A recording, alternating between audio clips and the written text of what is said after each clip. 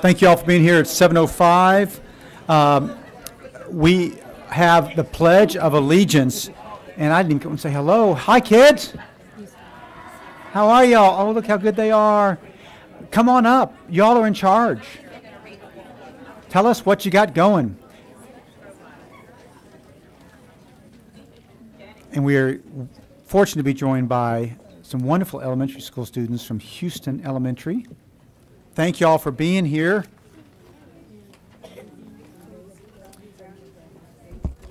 Hi, good Tell evening. us who we have and what's going on. Good evening, Board of Trustees and Dr. Maria Castarfin. I'm Elia Diaz Camarillo, the proud principal of Josephine Houston Elementary, and I have with me today our first ever Troop 258 Brownies and Daisies for J. Houston Elementary and our No Place for Hate Coalition leaders. So, here they are. So how about if we do the pledge, and then if you wouldn't mind And then afterwards, we'll we'll introduce them individually. Yes. Okay, so whichever of you is in charge, what would you like us to do? Please stand for the pledge. Okay, pull that microphone down and talk really loud. Please stand for the pledge. We can do that. Put your right hand over your heart. Put your right hand over your heart. Ready? And pledge. I pledge allegiance to the flag of the United States of America and to the republic for which it stands, one nation, under God, indivisible, with liberty and justice for all. Juro lealtad a la bandera de los Estados Unidos de América y a la república que representa una nación bajo Dios, indivisible, con libertad y justicia para todos. Face the Texas flag. Ready? Go. Honor the Texas flag. I pledge allegiance to thee. Texas, one state under God, one and indivisible. Te honro, bandera de Texas. Te juro lealtad, Texas. Un estado bajo Dios, uno indivisible.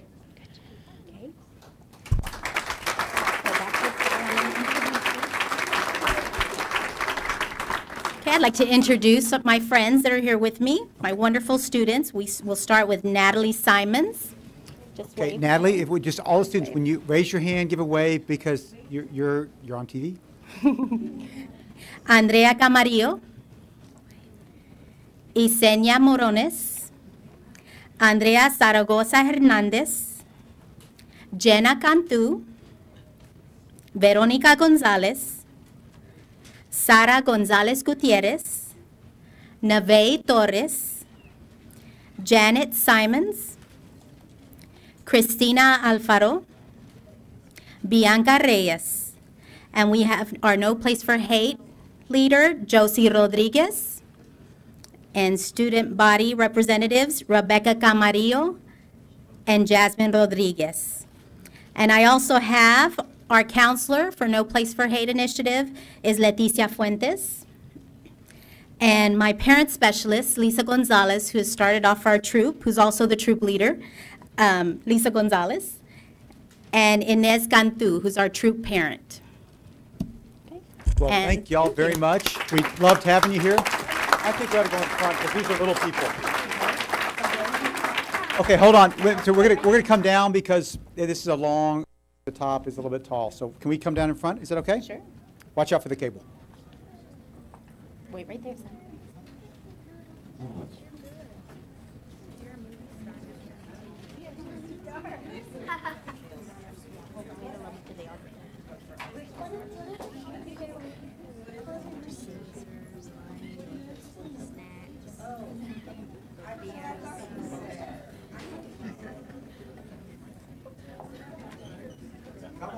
Go ahead. Go right there.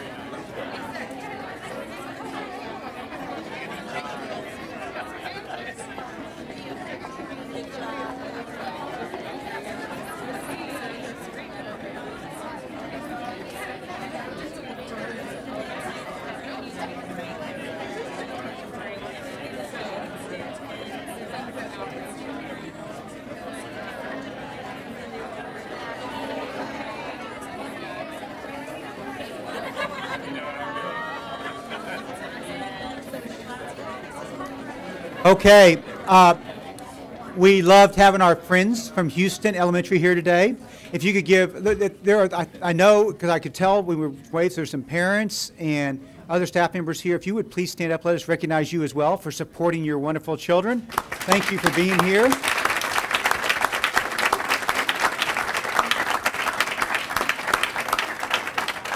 Those girls were too cute. And so you all, the rest of y'all tonight, all you adults, you have to live up to that as the standard, what we're looking for tonight. Thank y'all for coming. Y'all are welcome to stay, but you really need to go home because you got young kids and it's time to get there. Thank y'all. And if y'all would mind in the back, just let's let them easily get out, and then you can come fill up the seats. But thank y'all for being here this evening, and we'll see you later. Bye. I love their waves. They got a great wave.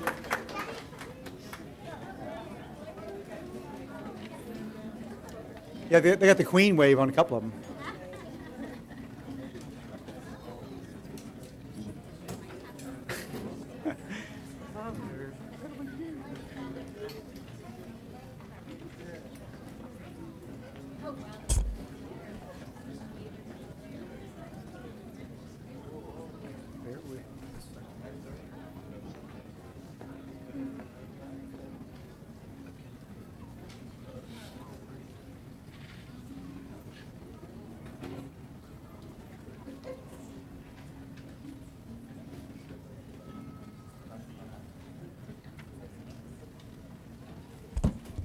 Okay, welcome everybody. Thank you for being here this evening. We've got, after the pledge, and this is a hard thing to beat because we went from the kids to now the adults, but we want to recognize some wonderful adults for their accomplishments this year. Mr. Lucier, where the heck are you? I think are you coming up? Or who's taking the point on this? Dr. Starfin. I saw David's name on this piece of paper over here. Okay. Presenter, David Lucier. I'm giving you credit for it. Maybe you don't deserve it. I withdraw it all. Okay. Dr. Starfin. Yes, thank you, Mr. Williams. President Williams, trustees, tonight we're honoring 30 AISD teachers who have qualified for National Board Certification from the National Board Certification of Washington, D.C. It's a rigorous voluntary process established by the National Board for Professional Teaching Standards. An advanced teaching credential, it complements but does not replace a state's teacher license. In order to qualify for National Board certification, these teachers have gone through a multi-year voluntary assessment program in which they successfully complete 10 assessments of their teaching practices and content knowledge that are reviewed by trained teachers in their areas of certification. Like board certified doctors, lawyers, accountants, teachers who achieve National Board certification have met rigorous standards through intensive study, expert evaluation, self-assessment, and even peer review. These accomplished teachers not only provide rich instructional experiences for students, but they also serve in leadership roles such as department chairs, team leaders, instructional specialists, curriculum coaches, and mentors to new teachers. And they also serve on the superintendent's teacher advisory group as well. So we just really appreciate all of your contributions at every level in the district.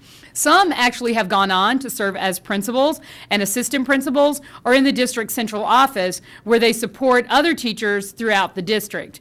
We're very proud of our district's National Board certified teachers, and we welcome each of the honorees here this evening to this distinguished group of professionals. Now I will read the name and area of certification of each newly certified and renewing National Board Certified teacher. As I call your name, please stand so we can see your gorgeous face on TV and you can be individually recognized. After I've read all of the names, the board the board will then vote on a resolution in your honor, and then you'll come forward and meet each trustee because they are just can't wait to congratulate you and shake your hand in person.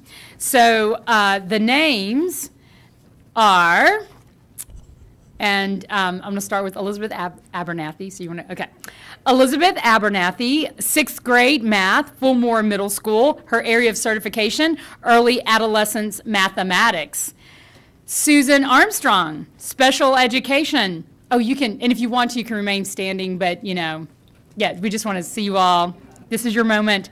Susan Armstrong, special education, pre-kindergarten, Cowan Elementary, early childhood through young adulthood exceptional needs specialist.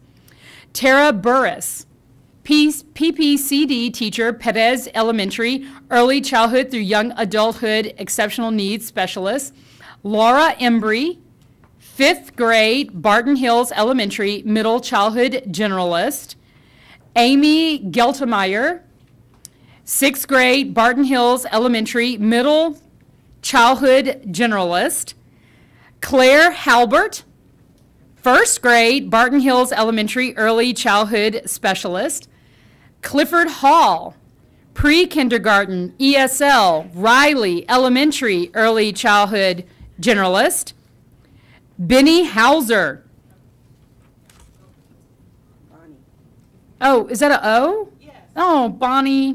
Daggone it. They punched out the hole right there. Bonnie Hauser, librarian, Aikens High School, early childhood through young adulthood library media.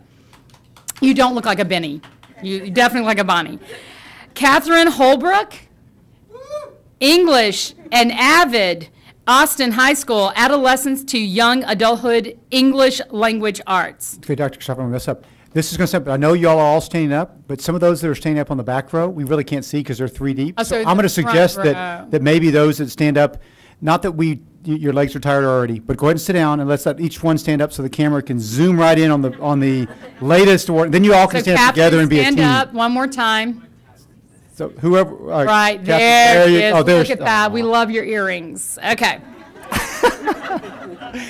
Martha Ann Kuntz, Art and AP Art History, Bowie High School, early adolescence through young adulthood art.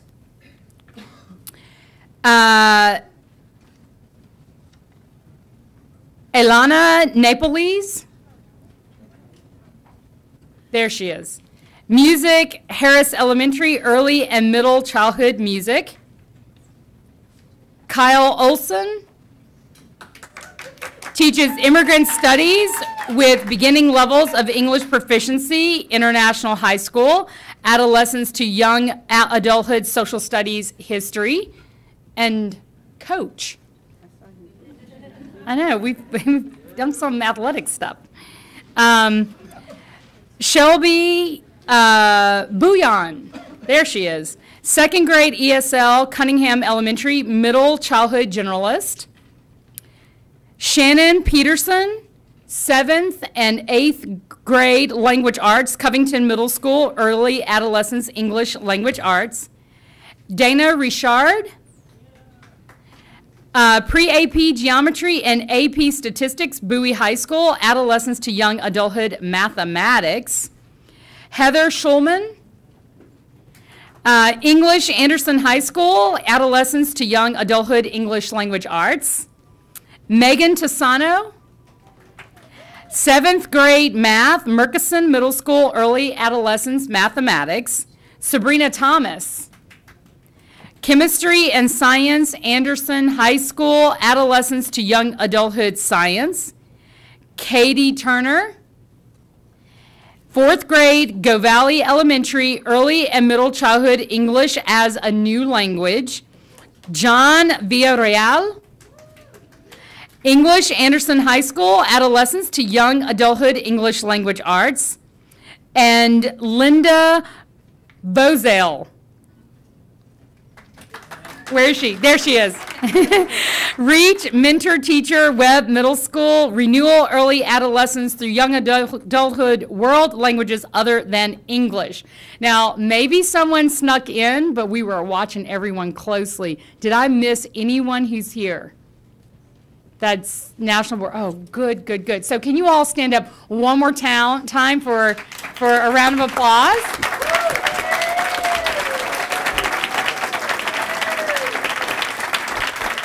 And while they're standing, I know you have family and friends and principals and a lot of other people. Everyone who came here to support you, would you please stand too? So you could thank you for coming out tonight.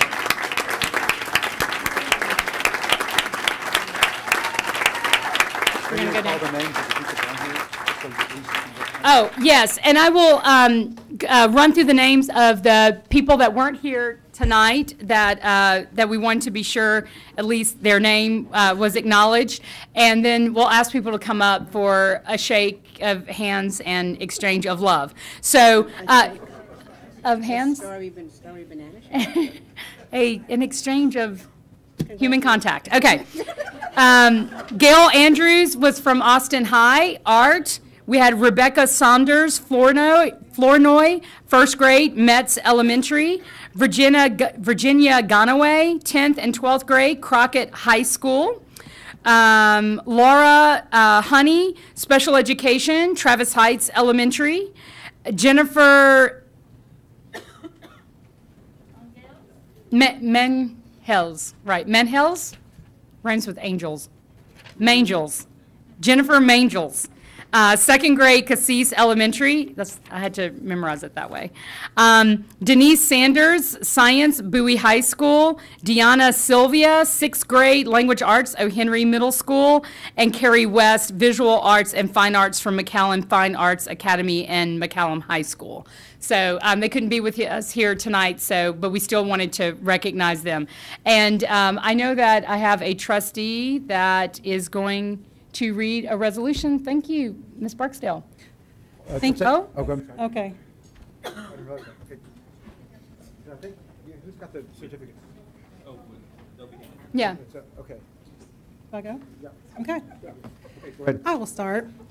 It is with great pride that the Board of Trustees of the Austin Independent School District congratulates and recognizes these 30 newly certified or renewed National Board Certified teachers. These committed professionals join a select group of nearly 300 AISD teachers who have earned this prestigious designation. By committing to the certification process, which includes documenting their teaching practices through rigorous reflection and analysis against nationally established standards in their field of what accomplished teachers should know and be able to do, these teachers have illustrated their strong dedication to their profession. A 3-year study by the National Research Council of the National Academies affirms many of the positive findings by other research. That National Board certification has a positive impact on student achievement, teacher retention, and professional development. We congratulate these teachers because we know that, just like our students, adults are more likely to tackle rigorous work and succeed at it if their efforts, their pursuits of excellence are supported and recognized by a greater community. Mr. President, I move that the AISD Board of Trustees recognize and congratulate these National Board Certified teachers. Second. Is there a second? All right. All in favor of that motion, please raise your right hand. Passed unanimously. Congratulations, Ms. Torres. Just 1 second. Mr. Williams, I want everyone to, I want to take this opportunity to recognize the hard work that is involved in achieving this type of recognition. There's a significant sacrifice that each of the teachers make in engaging in this activity. They need the mentoring support of others who help them through this process. They need the support of their principals, and they need the sacrifice of their families. And this is a significant undertaking in terms of hundreds of hours that it takes to do this. And so it isn't lightly that they engage on this, and oftentimes we do not recognize or appreciate exactly how much is involved in receiving, in pursuing national board certification. So on behalf of the board, I just want to mention to everyone and express our appreciation to all those who have helped these teachers achieve this, but in particular, the sacrifice of their families and their friends to help them to get to this point. So big round of applause for everybody, including family support at the campus. If all of our National Board Certified, newly minted, would come up along with their principals. Come on up, we'd love to see you. And I'm sorry, we're not going to get in front because you all are big people.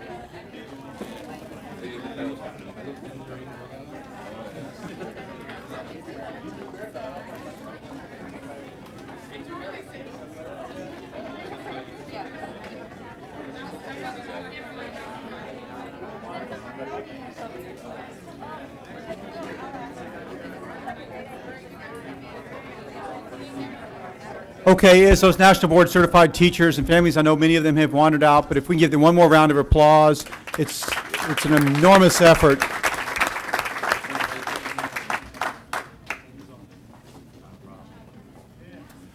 Okay, I wanted to give you a brief update before we get into, well, actually, let's do the public hearing first on the budget. We have a little bit of sequence. We're going to do a budget public hearing. I'm going to give you an update, then we'll have our regular citizens communication.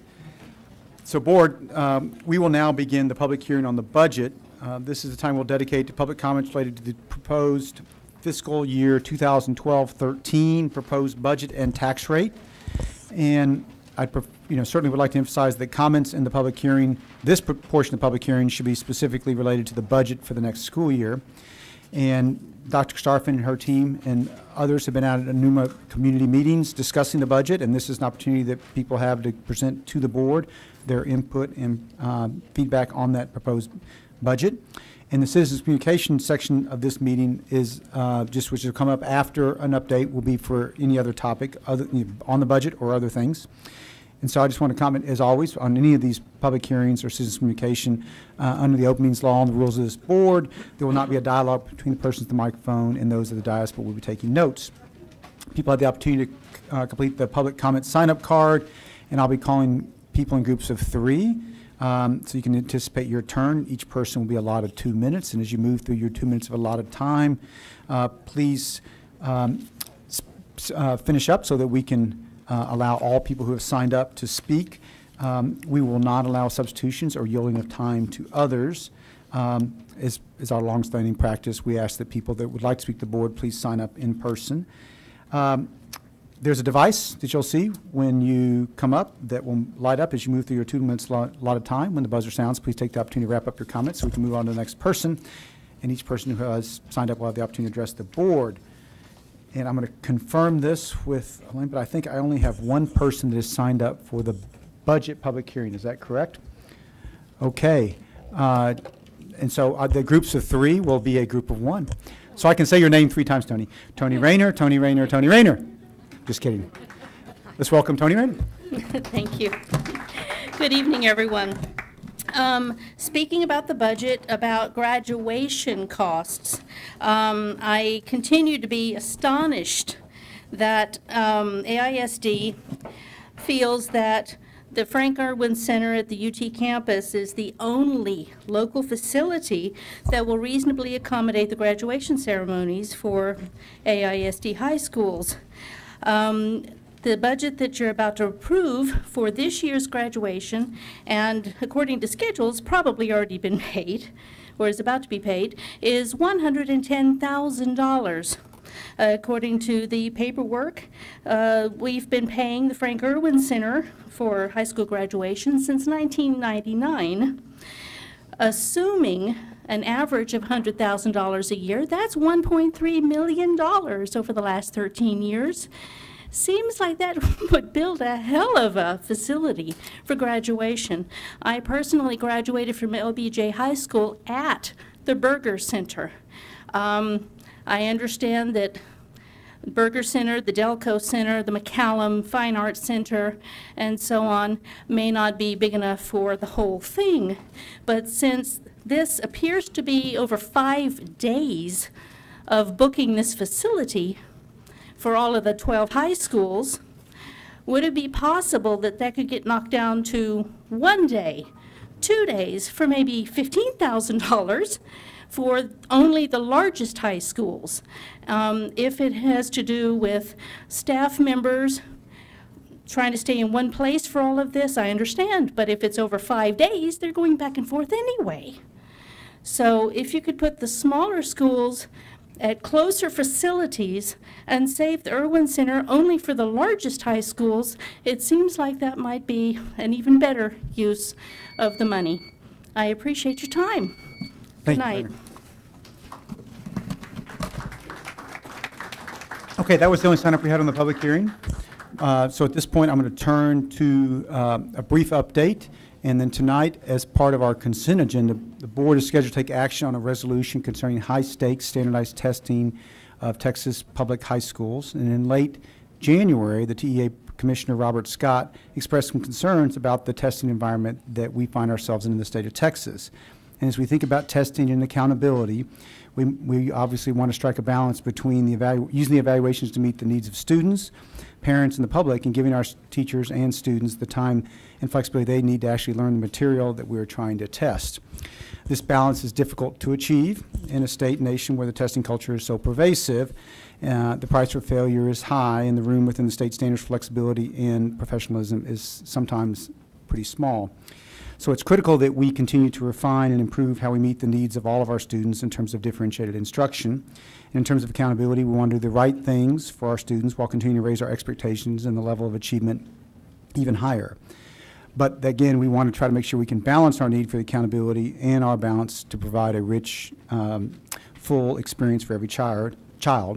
And we also need to ensure that our teachers are supported and respected, and that our students and staff receive the social and emotional supports that they require. And our schools must be places, obviously, where high expectations and high achievement are balanced with an excitement, engagement, and love of learning that goes beyond the core curriculum and beyond grades and test scores. So the Texas Association of School Administrators and the Texas Association of School Boards have recommended that school districts adopt a resolution concerning high-stakes standardized testing of the Texas public school students. And the resolution itself which we'll read. There's a bunch of whereases to get to this, but it'll be on a consent agenda. But I want to make sure you all understand what the resolution itself says. Is it resolved that the Austin ISD Board of Trustees calls upon the Texas Legislature to re-examine the public school accountability system in Texas and to develop a system that encompasses multiple assessments, reflects greater validity, uses more cost-efficient sampling techniques and other external evaluation arrangements, and more accurately reflects what students know, appreciate, and can do in terms of the rigorous standards essential to their success, enhances the role of teachers as designers, guides to instruction and leaders, and nurtures a sense of inquiry and love of learning in all students. And during citizen communication at the March 26th regular board meeting, I want to point out several speakers spoke in support of this resolution. We've had the campus advisory councils of Anderson, McCallum High Schools, as well as others, have voted at their meetings to support the modified version of the resolution that was originally introduced by TASA, Texas Association of School Administrators. And at this point, I think at least 250 school districts across the state of Texas have adopted some version of the TASA model, including Northside, San Antonio, Georgetown, Lake Travis, and Manor. And tonight, the Austin Independent School District will have the opportunity to join these districts in support of a new approach to accountability for our state. That resolution, just to reinforce, is on the consent agenda tonight, so that will not be a separate action, but just to let you all know that we are taking action on that this evening as we take action on the consent agenda. So thank you all very much for that. Now we're going to turn to a public hearing, the citizens communication. And this is the time we dedicated a regular scheduled board meeting for public comments and open meetings law and the rules of this board. There will not be a dialogue between the persons at the microphone and the dais. We'll be taking notes. In order to provide as many opportunities for public comment within a limited time period, each person will be allotted 2 minutes of time with the maximum of 30 speakers allowed. As the board's longstanding practice, speakers must have signed up in person and can only sign up for themselves. The board will now allow substitutes or yielding of time to others. As you come to the microphones, the device that will light up as you move through your 2 minutes of allotted time. When the buzzer sounds, please take the opportunity to wrap up your comments so we can move on to the next person. And each person who's signed up will have the opportunity to address the board. If you wish to address the board this evening, but were not able to sign up or the maximum was reached before you signed up, please know that you can submit your comments in writing by email to the trustees at trustees@austinisd.org, or you can certainly fax it if you're still faxing at 512-414-1486. And we ask that whether you come to give a complaint or praise or general comment, that you reference the staff member by position or abbreviated last name, for example, Mr. D or Ms. A, unless you're addressing the superintendent of the schools or the board, and then feel free to address us directly. The district is a local governmental body charged with serving the educational needs of all students, and board meetings must be focused on meeting that charge. All regular board meetings are televised and rebroadcast on AISD Cable Channel 22 on the Time Warner Network and over the AISD website. We ask that audience members, whether speaking or not, please show respect for all others at all times. And the Communication Service Department provides a Spanish language translator for audience members who need assistance, need understanding comments made to trustees during citizens communication, or if you need this assistance during other portions of the meeting, please speak with the interpreter. And Crisal Gonzalez is a communication specialist within our department, and she'll repeat this message in Spanish. Welcome. Thank you for being here. Hello. Buenas noches a todos, Presidente Williams, miembros de la mesa directiva y Superintendenta Karstafen. Soy Crisol González, traductora e intérprete del Distrito Escolar de Austin. Estoy presente para ofrecer servicios de interpretación a las personas que esta noche se han anotado para presentar sus comentarios ante ustedes. Gracias. Thank you. So part of what we should say every time is I apologize in advance for any name I mispronounce. Please come up and correct whatever I mispronounce. Again, I'll call them in three, and we'll get started. So we got Shirlene Justice, Jamie Haynes, and Lindsay Gustafson. Welcome. Good evening, Dr. Karstafen and board members. It is my pleasure to introduce you to two fine young ladies who attend Wynn Elementary School. This is Angelica and Brianna Warren, and they would like to extend an invitation to you. Hi, my name is Angelica Warren, and I'm a 5th grade student at Wynn Elementary. At my after-school classes, I have lacrosse, film class, and tap, choir, and get ready for college. And I would like to invite you to our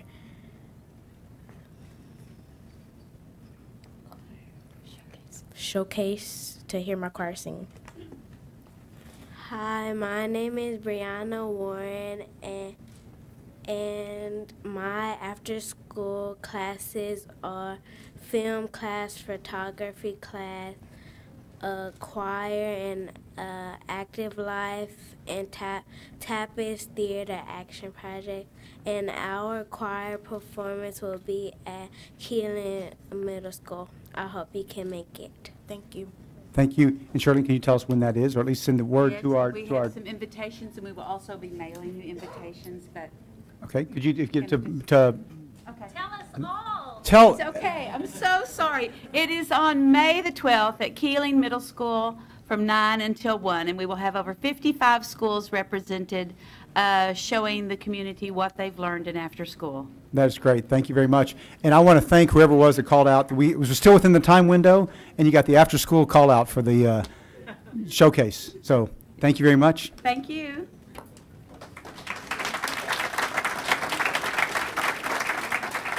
Okay. Just a second, Jamie. Okay, Jamie Haynes, Lindsay Gustafson, and Juanita Alvarado. Good evening. 2 years ago, Martin was a school with an international baccalaureate certification, the only Title I school in the state to earn the authorization. Whole school implemented MYP, and unlike other selective MYPs programs in the district, every student had the opportunity to receive the endorsement, keeping public education public. Last year, we were also the only AU campus to earn an acceptable rating. We have teetered on this precipice over my 8 years at Martin. Last year was the toughest by far. Ms. G, the only principal to turn around an AU campus, was made to write a grant that necessitated a principal change, which happened only a week prior to the beginning of our PD. Our counselor, 2 science teachers, an AP and now social studies teacher have all moved on or changed assignments since the start of school. Without a clear vision for PBS and inconsistency, our campus has descended into a punitive and reactive environment where the brilliant minds and great achievements of our students are overshadowed by the minority of disengaged students. We are already time poor.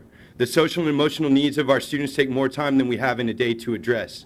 Meaningful information like the opt-out list is still unavailable as we work with Austin Voices to increase parent involvement. In addition, the questions about special education transitioning I asked back in February have still not been answered. I recently attended 3 elementary ARDs, but when I followed up on the audit folders, the teacher told me IDEA had them because AISD was training them on it. Last year, 21 Martin teachers and staff moved on. This year, some 6th grade teachers will be reassigned because of IDEA. A considerable amount of money from within the district is being funneled into renovations at Allen. I can't help but think what these resources could do to foster mentorship and increase parent engagement across the district, or to pay for an extra hall monitor. Instead, my property taxes are going into programming that is essentially killing my home school. Our principal has commented already that if we're going down swinging. And in no way do I mean to disparage Ms. V. She works harder than anybody at Martin. I do believe, though, this statement to be indicative of the central administration's plans for Martin. And just like I thought back in November, that Martin's eventual closure is a done deal, and that's reflecting across the district. Public education cannot discriminate, or if it does, it should not be called public. The disengaged parents of East Austin and their children are being discriminated against at the expense of the most vulnerable populations, the uninformed. I, however, am informed. I'm not leaving Martin. I don't plan on going down, and if I wanted to make money for Pearson or charter schools, I would have joined corporate America 15 years ago. Thank you so much. Thank you.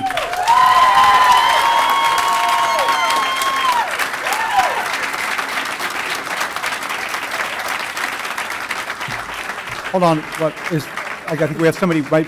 Juanita, one moment to put. Is Lindsay here? Okay. Well, it may work out. We'll come back. Okay. Juanita Alvarado, Okay, Angelina Hernandez, and Marlene Cesario. Ok, buenas noches, mesa directiva. Mi nombre es Juanita Alvarado, soy la vicepresidenta del PTA. Vengo a hacerles saber del descontento de los padres y la comunidad de la escuela MEDS. Good evening. I'm Juanita Alvarado. I am Vice President of the PTA. I'm coming here to tell you that we're not very happy in the community at Met's school. Con la decisión que acaban de hacer, cosa que no tomaron en cuenta a nadie, la última decisión la tomaron ustedes. We're not very happy with the decision you made. The last decision was by you guys, and we're not very happy about that. Porque la persona que ustedes mandaron no es la que nosotros queremos, porque cuando hicieron la reunión en la escuela MED con los padres nos pidieron que describiéramos al nuevo líder, pero nos dijeron que no dijéramos nombre porque no estaba en la ley.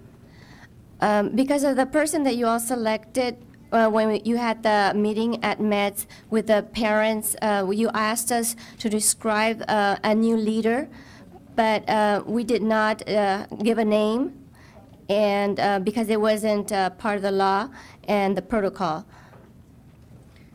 Pero el protocolo lo tomaron como mejor les conviene, porque para nosotros desde ese momento nuestro líder ya tenía nombre y apellido, que viene siendo Rogelio Neira, ya que es el mejor ejemplo para los estudiantes y queremos justicia y que nos escuchen.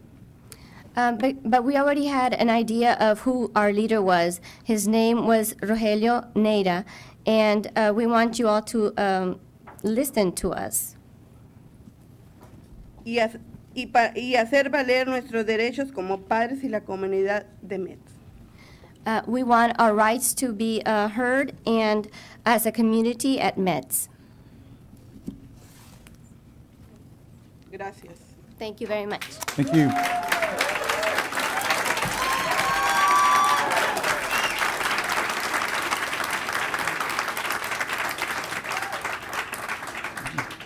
Annalena Hernandez, Marlene Cesario, and Dr. Hillary Prochnow.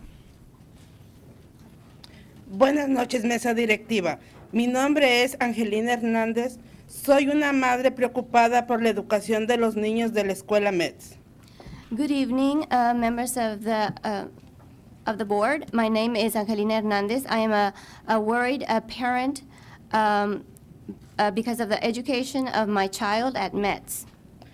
Me siento honrada de ya haber trabajado con 3 principales y me hubiera gustado que nuestro siguiente líder hubiera sido el señor Rogelio Neira.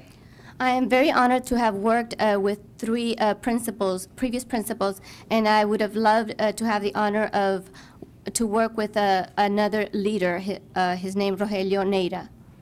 Ya que los 10 años que él ha trabajado en METS para alumnos, padres y la comunidad es un líder.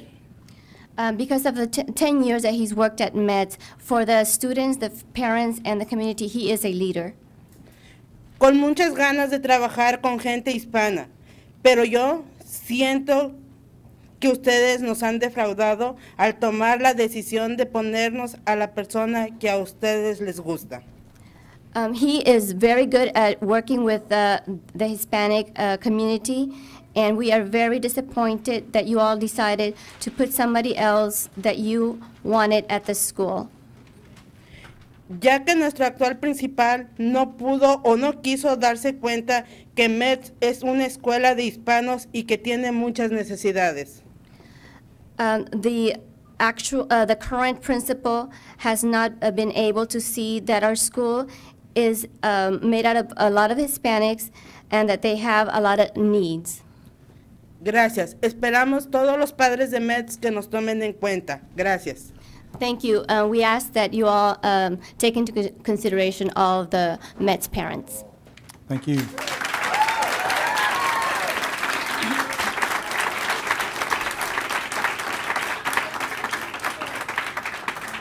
Marlene Cesario, Dr. Hillary Prochnow, and Dariela Dominguez. Okay. Buenas noches, mesa directiva del Distrito Independiente de Austin. Como ya es sabido de la directora de la escuela primaria MES, Valeria Galvarin, anunció su jubilación esta primavera y además concluyó el proceso de selección nuevo director. Ustedes van a aprobar la recomendación final esta tarde según la partida número 16.3 de su agenda. Hello. As you know, METS Elementary Principal Valerie Galbraith announced her retirement this spring, and the process to select a new principal for METS has concluded. You are set to approve the administration's final recommendation this evening, consent agenda item 16.3. En la representación de los padres, estudiantes, maestros de MES, queremos enfatizar nuestro apoyo incondicional para nuestro subdirector actual, el señor Rogelio Neira, como el nuevo director de MES. On behalf of METS parents, students, and staff, we want to emphasize our overwhelming support to current Vice Principal Rogelio Neira as the next principal of METS Elementary. Los padres y maestros, incluyendo a los miembros de la Sociedad de Padres Maestros del CIC, que sirvieron en el comité de selección del nuevo director, recomendamos al señor Neira junto con otros 2 candidatos para su selección final que hace la superintendente. Parents and teachers, including PTA and CAC members serving on the new principal committee at MES, recommend Mr. Neira along with 2 other candidates for final selection by the superintendent. Asimismo, más de la mitad de los padres de los estudiantes que actualmente existen en MES firmamos una petición recomendando al señor Neira como nuestro director, de la cual se le presenta una copia esta tarde. Furthermore, over half of the parents with students currently enrolled at MED signed a petition recommending Mr. Neira as our next principal, a copy of which we present to you this evening. Aunque desconocemos a quién seleccione la administración, no es sumamente preocupante que no se tome en cuenta la petición enfática que hizo la comunidad cuando se haga esta decisión final. Although we don't know who the administration has selected, we are concerned that the administration has not listened to our community in making its final decision. Antes de que ustedes den su aprobación en la agenda de esta noche, solicitamos muy atentamente que repasen la recomendación de los administradores. Si la administración no recomienda al señor Neira, pedimos que reintegren esta partida de la agenda y reconsideren nuestra recomendación para asegurarnos que se tomarán en cuenta el interés de la comunidad MES en esta decisión tan crucial.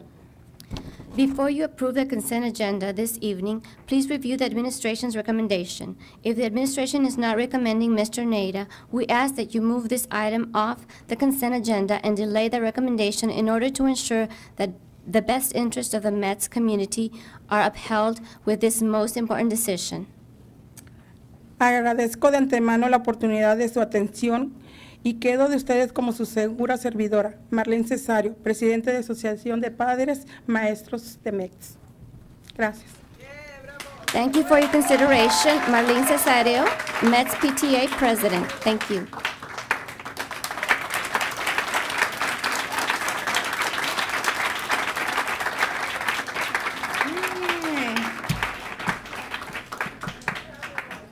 Dariel. I have Dr. Hillary Prochnow first. Is she here? Doctor, come up first, then we'll get you just a minute, Dade.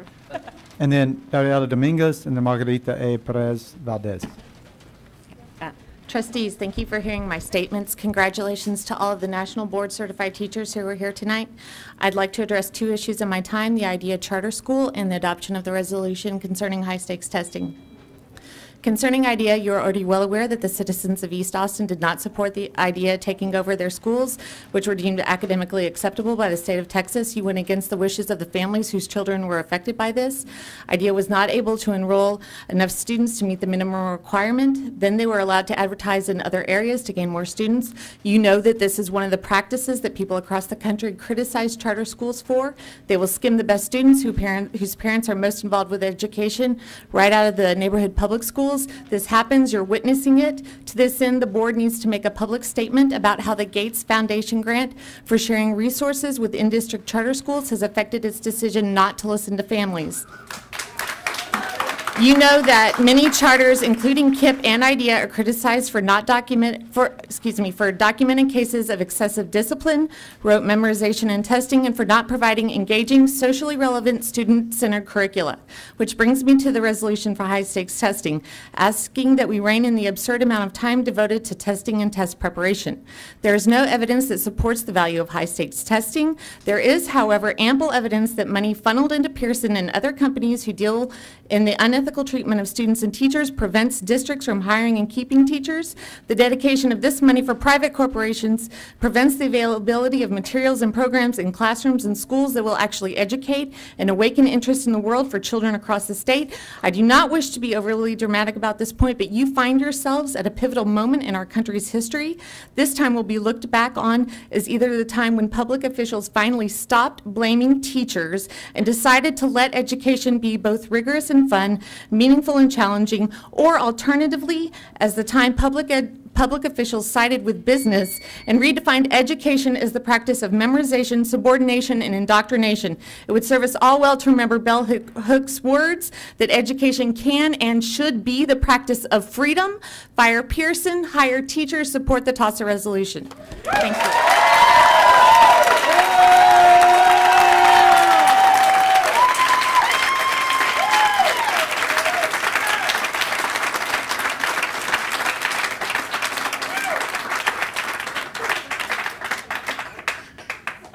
Ms. Dominguez, Margarita Perez Valdez, and Dorieda Martinez. Okay. Buenas noches, miembros de la mesa directiva del Distrito Escolar de Austin y superintendenta. Mi nombre es Dariela Domínguez, mi hija Triana Domínguez cursa en el grado de prekinder en la escuela Allen Elementary School con apoyo del programa de PPCD.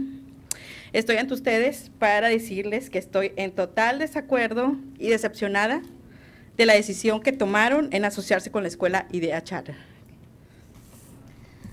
Buenas noches, I'm sorry. Good evening, members of the board and superintendent.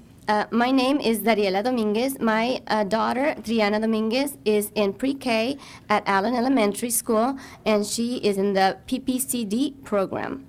I'm here to tell you that I am not in agreement, and I am very disappointed with your decision to associate yourselves with the IDEA Charter School. Les pregunto a ustedes, miembros de la mesa directiva y superintendenta del Distrito Escolar de Austin, ¿creen ustedes en la educación pública? Reflexionen esta pregunta, porque con la decisión que ustedes tomaron de asociarse con una escuela charter, IDEA, definitivamente no nos hacen pensar que no creen en la educación pública. I ask you this question, members of the board and superintendent of the Austin School District. Do you believe in public education? Think about this question, because the decision that you made to associate yourself with IDEA Charter definitely tells us that no, that you all do not believe in public education. El objetivo principal de este proyecto es beneficiar al equipo vertical de la escuela AISD Memorial, y no es así. La escuela IDEA Charter no cuenta con un programa dual o bilingüe. The main objective of this project is to benefit the East Side Memorial Vertical Team, and this is not true. This IDEA Charter School does not have a dual bilingual program. No hay programa para los niños con discapacidad o necesidades especiales. Nos restringen la entrada a la escuela. En el horario escolar no tienen música ni arte. There is no program for disabled and students with special needs. They restrict the entrance to the school, and in the schedule, they do not have music or art. Nos hacen sentir que se aprovecharon de nosotros porque no tenemos el poder político ni económico para poder luchar y ser escuchados. This makes us feel that you took advantage of us because we don't have the political power or the economic power to fight for ourselves, and so that we can, you can listen to us. Señor Guzmán, escuche a su comunidad, por favor. Apóyenos. Nos están haciendo un daño a nuestros hijos. Just be quiet, please. Por favor, escuchen también a las familias de la escuela METS, ya que somos de la misma familia, el equipo vertical de la escuela METS. Gracias. Mr. Guzman, please listen to your community, please, and support us. Please listen to us. We are a family at METS. Listen to the families at METS. We are a community. We are all from the same vertical team, Eastside Memorial. Thank you. Thank you.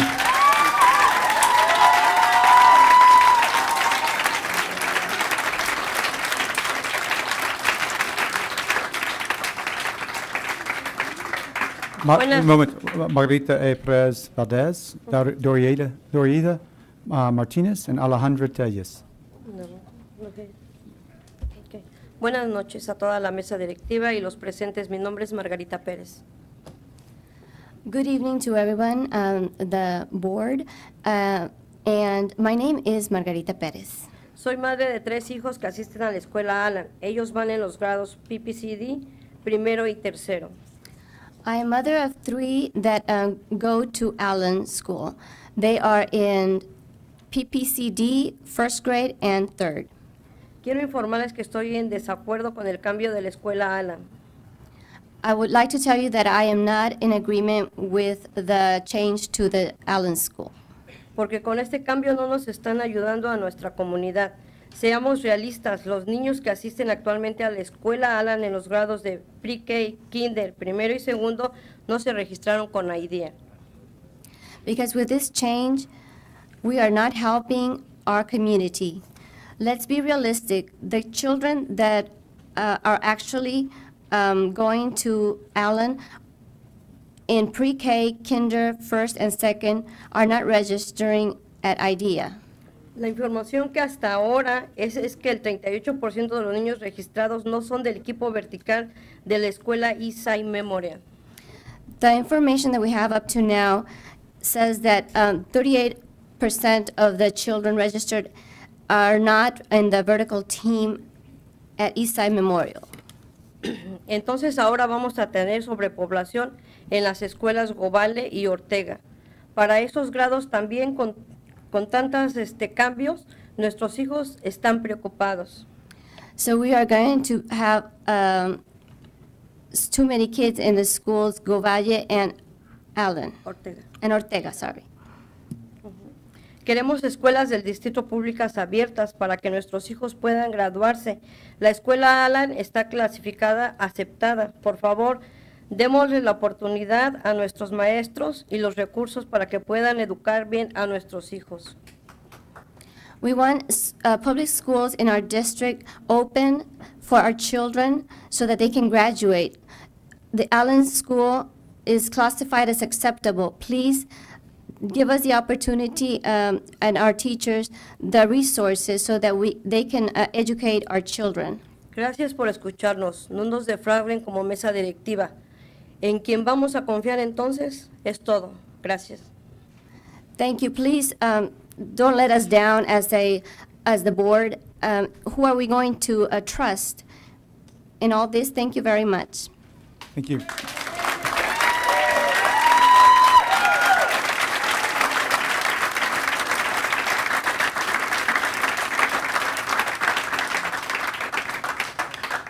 I think I have Dorida Martinez, Alejandra Telles.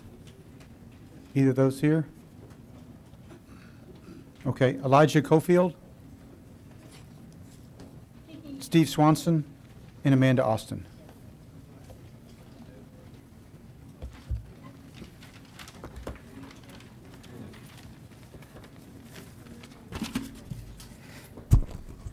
Good evening, board members and trustees and Dr. Karstoffen. My name is Elijah Cofield. There are a lot of students who would like to be here tonight, but they're home resting for the tax test this week, so they sent me as a representative for Eastside Memorial High School students. I want to tell you that I'm tired. I'm not tired of being an Eastside student. I'm not tired of showing my Panther pride. I'm not even tired of fighting for my school.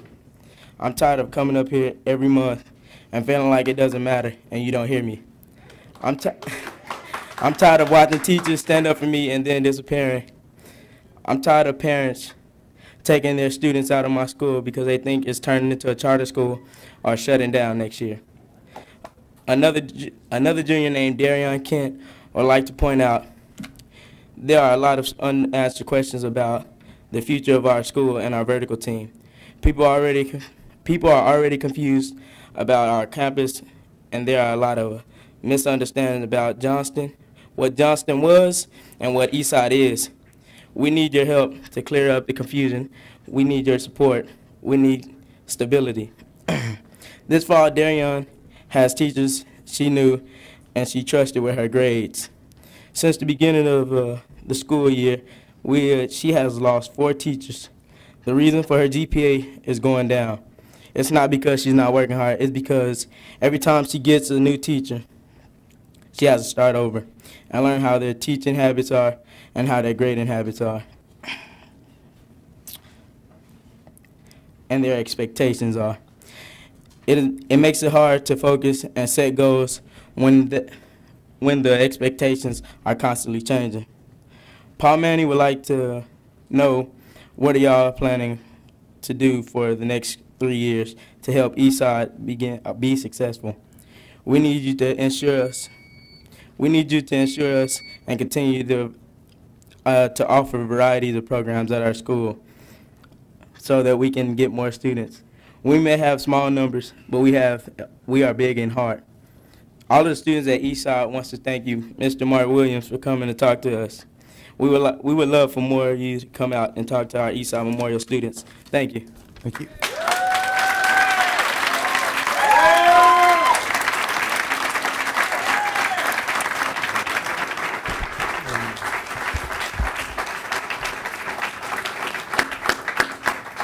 Thank you, Elijah. Okay, hold on, Steve. Steve Swanson, Amanda Austin, and Corey Williams. Good evening. My name is Steve Swanson. I'm grateful for this opportunity. Good community is good business. Some of you will remember this from our past. Fulfilling the Pledge of Allegiance we made tonight, including being one and indivisible, is good community. It is good for our students, businesses, and economy. 20 years in business and 20 years of involvement with education throughout Central Texas, the last 4 years in East Austin, reveals Austin's untapped potential to successfully serve our children. Our potential does significantly outweigh our challenges. How do we achieve it? Through connecting, community-based leadership, and use of authentic community engagement processes. A glimpse into Austin's history brings to light a government that has voted to purposely divide us, east and west. History, untapped potential, and the urgent need to change education demands that we reflect deeply upon our school planning process over the last 4 years. One school board member publicly called the process poor. Thousands agree. It has fueled distrust and division. Stop and seriously evaluate our responsibilities, including the board's responsibilities for leadership to ensure effective community-based school planning as required in the Texas Education Code. Evaluate the associated data as well. Hope for our future of our children and economy does rest with justice. I believe in community restorative justice, and while in business, experienced it saving money, time, and lives. I join with voices from the past and those today that do not accept the treatment they received during the, quote, poor planning of our schools nor the associated votes. You have a choice, your votes adding to Austin's history of division, including east and west, or change your votes and planning process, fulfill our pledge and the law. Communicate to the world, Austin makes no excuses. Please wrap up, Mr. Swanson. Will take care of its own children and does not need outsiders to design and run its schools. Being one community for the future of our children, business, and economy. Thank you. Thank you.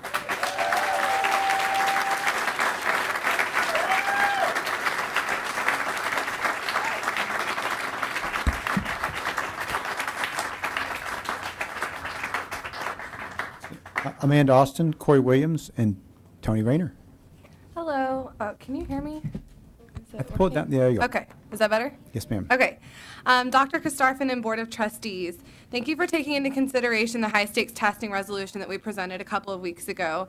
As of this morning, TASA also actually reported 380 other school districts have passed this resolution. So AISD doing this would be a huge step in making progress to coming up with a new accountability system for us. The increase in standardized testing is an attempt to force a business model into our public education. Author Michael Apple has called the overabundance of standardized testing and audit culture. This audit culture has not only stripped teachers' ability to teach creatively and innovatively, but has also augmented inequality between white middle-class students and those of different cultures, abilities, and socioeconomic statuses. Even worse, the system has reduced students' worth, especially in the school system, to his or her test score, a mere number. Education is not a business. Families and communities are not your market. Teachers are not assembly line workers, and students are not products. Education is the love of discovery, of asking questions and uncovering solutions. Education targets all areas of development, cognition, physical development, and the expansion of social emotional skills.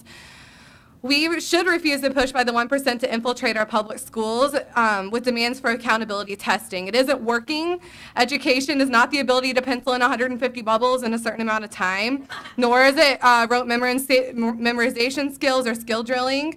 It's also not the ability to answer a question at the snap of a finger. We should refuse the continuation of people and corporations to make profit off of standardized testing that in turn closes our schools, fires teachers, and steals from students the right to a free and inspiring education. And I also want to say, if you're going to go ahead and adopt this resolution, I'm wondering how it's actually possible that you can continue working with IDEA, which is basically a test prep workshop, like worksheet distribution factory. So as you hopefully adopt this, really consider your continuation with IDEA. So that's all. We strongly encourage adopting it.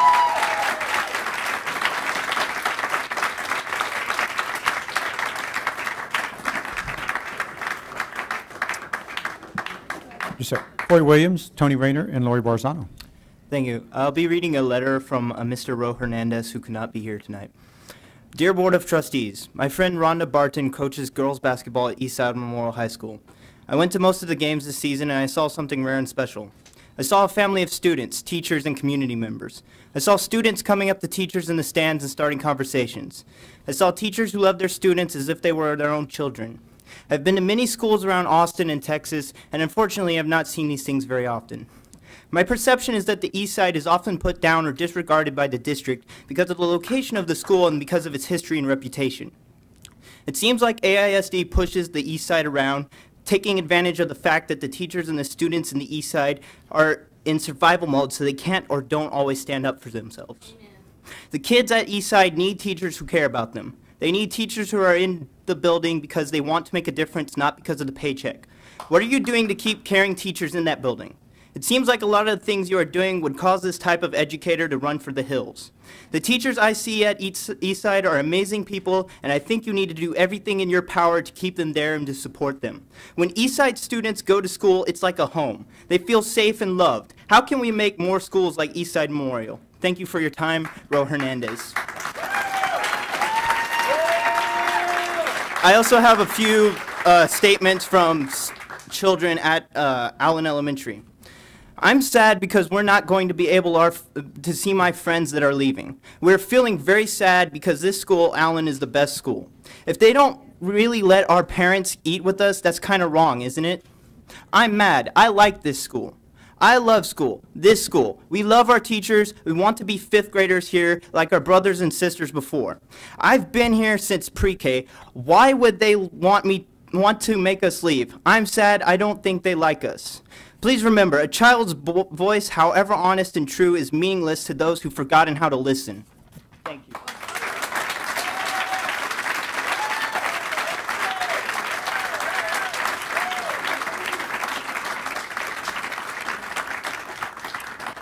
Tony Rayner, Lori Barzano, and Eric Graham. Hi.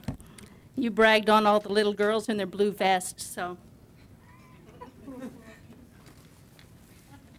I recently spent 4 days in this costume in Houston with our robotics team, the Miracles and Machines, the M&Ms.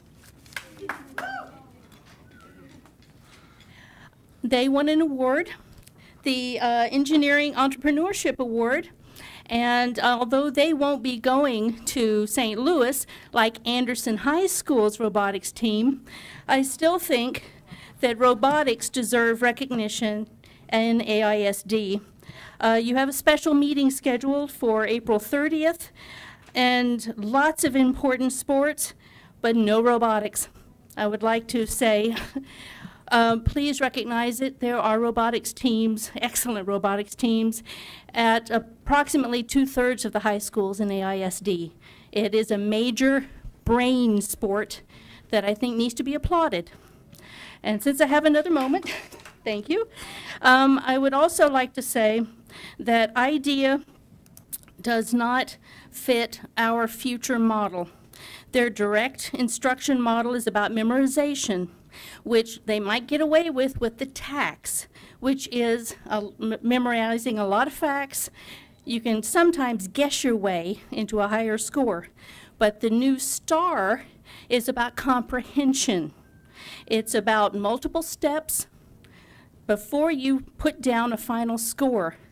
The direct IDEA is going to belly flop once STAR is enforced. Thank you so much, and good night. Thank you.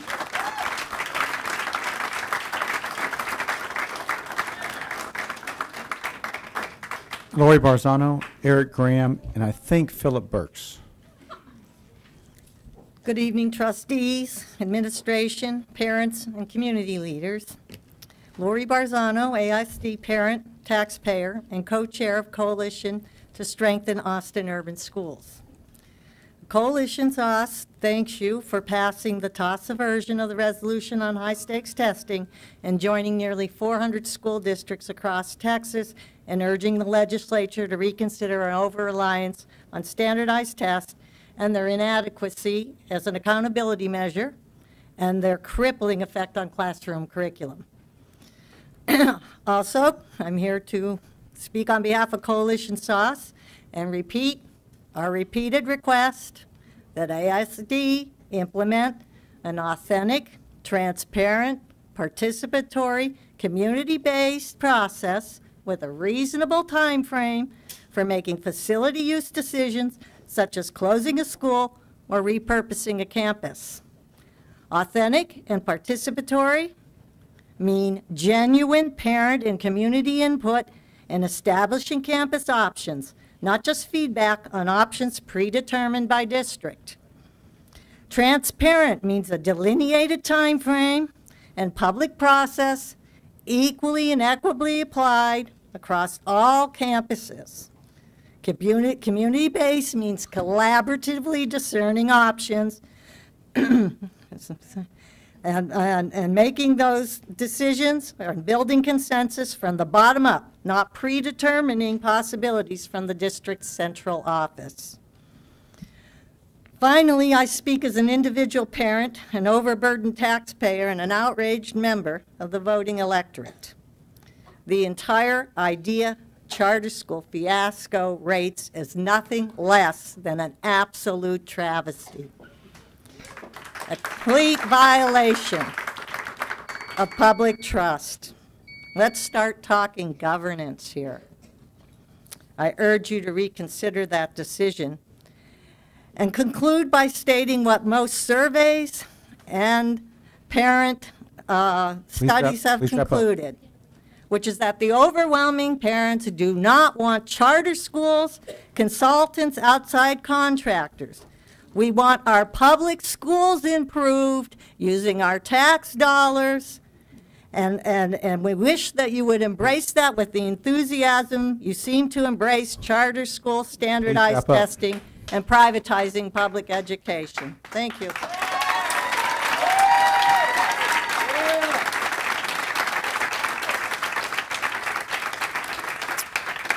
Eric Graham, Philip Burks, and Stella Ferris. Tough act to follow. I'm speaking on behalf of an anonymous educator. Dear Board of Trustees, I write to you as a concerned Eastside Memorial High School educator. I have worked on the East Side for 7 years, and when the IDEA proposal was introduced at the beginning of the year, we were told that its purpose was to strengthen the East Side vertical team. So now I am wondering, who is this IDEA school for? As the board meetings began to discuss this proposal, the East Side community came out to speak against it. When the recruitment for the school began, it couldn't get the number of neighborhood students it needed, so the recruitment area broadened to Northeast Austin. And now there's recruitment going on as far as the I can't pronounce Del Valle School District. So if this IDEA charter school isn't really for the East Side students in the EMHS vertical team, then who is it for? And why does the introduction of an in-district charter school have to be at the expense of an entire set of AISD schools? Now that this school is not going to serve the intended population that it was initially was supposed to, why is it still moving forward? There are questions that deserve answers for the sake of transparency, for the students and community whose schools are being phased out, and for the simple reason that what is happening now at the proposed school is not what was first presented.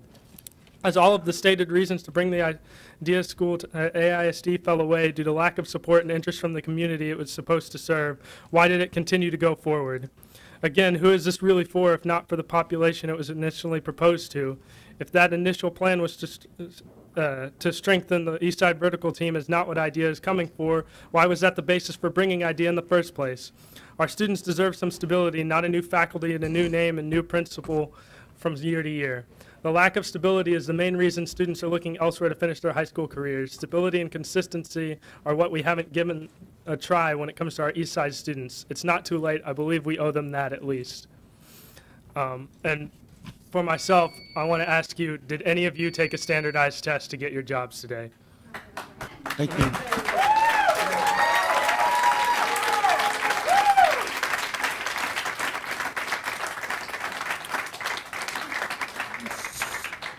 So is Philip Burks here? Okay.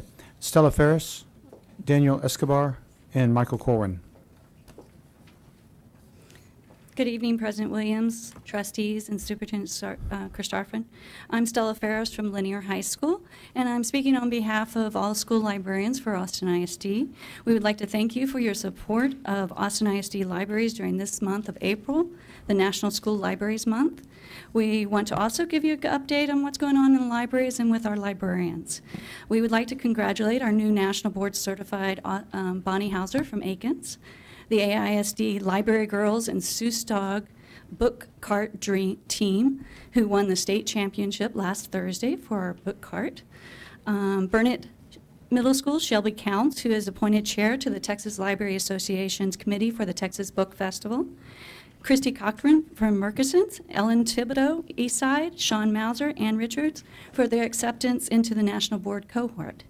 Other happenings, we have the Out of the Stacks podcast running strong with Maya McElroy from Graham, Bonnie Hauser at Aikens, Sean Mauser at Ann Richards. They review new books and resources as well as discuss hot topics like ebooks and graphic novels. This marvelous trio was also part of a panel titled Meeting Users at Their Point of Need at last week's Texas Library Association conference, as well as myself on a panel titled Change Your Library's Image Through Marketing. Mary Faye Randolph, Paredes Middle School, and myself are excited to be working on the Spirit of Texas Authors program. It's a new program with TLA, Texas Library Association, which brings curriculum and programming for Texas authors this fall. We've had authors, Keith Graves at Cowan, Alex Flynn at O'Henry, and Joe Hayes will be at Menchaca and Lanford in May. Many of our librarians were out today volunteering for the first ever World Book Night giveaway book. I gave away 20 books at Lanier to our Boys and Girls Club. We had Carmen Williams at Martin Middle School, who is delivering to Posada Esperanza, a homeless shelter. Claudia Gibson at Crockett for her Twilight Program students. But one of the most exciting projects in the works is our celebration of 100 years of school librarians in Austin ISD. Alice Harrison in 1912 was appointed librarian of Austin High. Since then, Austin ISD libraries have been supported and strengthened by our administration and school board. This year calendar celebrates those 100 years. Please we wrap up, invite Ms. you to Ferris. Reagan High School on May 12th Thank for our you. celebration. Thank you.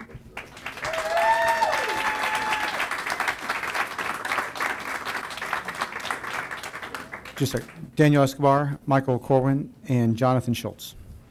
Good evening, ladies and gentlemen of the board. I would like to request that I'm going to read a letter from Allen Elementary School mom, and that I could translate it myself and be given the allotted time for translated. Well, I think if you want to use the translation services? No. Do I have I know, I understand that, but... It's just so I can read it like more briskly. Okay, let's go and then we'll see how much time you have left. Okay. No estoy de acuerdo como nos han manejado con puras mentiras, si es un beneficio para el lado este de la ciudad, porque están trayendo estudiantes de otras partes de la ciudad. ¿Por qué tienen anuncios publicitarios en español atrayendo a los latinos si la enseñanza que les va a dar a nuestros hijos es en inglés solamente? No nos toman en cuenta nuestra opinión porque a pesar que varias veces hicimos protesta en contra del proyecto IDEA, ellos lo impusieron en contra de nuestra voluntad. Si les van a dar casi $1 millón para hacer cambios en la escuela IDEA, ¿por qué no lo dieron para hacer buenos cambios, pero para Allen Elementary? Con todos los niños que teníamos o tenemos todavía, no para niños que ellos están escogiendo. ¿Qué tiene de malo los niños de nosotros? I do not agree with how you have misled us with nothing but lies. If it is in fact for the benefit of the east side of the city, why are you bringing students from other parts of the city? Why do you have public advertisements in Spanish attracting Latinos if the curriculum you will give to our kids is in English only? You did not take our opinions into account because despite the fact that we protested various times against the project that is IDEA, you imposed it on us against our wishes. If you are giving almost $1 million to IDEA schools to make changes, why instead did you not give that money to make positive changes for Allen Elementary with all the kids we have, not for kids that they are selecting? What is so bad about our own children?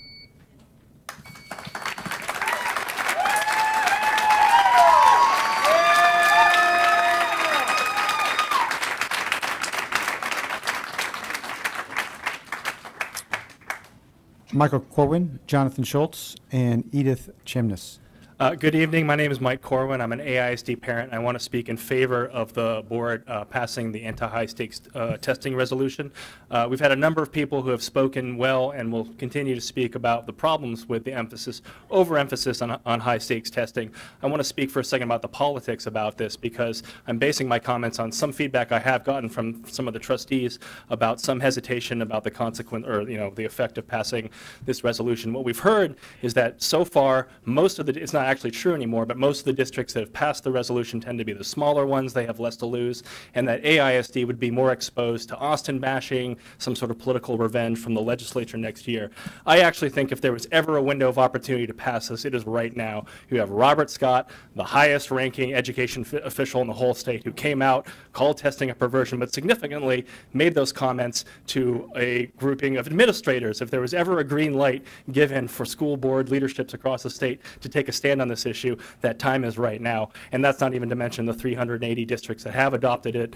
AISD is going to be late to the party at this rate. Now, I also want to say, let's say there is an element of truth to this. There is such a thing as Austin bashing. And if it's true that Austin passing this resolution would have some kind of outsized impact on the overall statewide and national debate about testing, that's a good thing, right? We want change. We actually want there to be less testing and less of a burdensome situation in our classrooms. If that's the case, that Austin passing this would have more of an impact. That's more reason for y'all to do the right thing tonight and pass it. And lastly, I want to say we heard President Williams and others speak very well, I think, to some of the problems that are now being openly debated. If we really believe that testing is having a harmful effect on our education, we don't have to wait for the legislature 13 months from now to change the law. We can do something right now. The district piles 10 tests, is it, on top of the state mandated tests that we get right now. In other words, the district can make the leadership can make a decision right now to reduce the burden of testing in our schools. We don't have to wait for the legislature to change it. Please do the right thing. You can do it tonight. Thanks a lot. Thank you.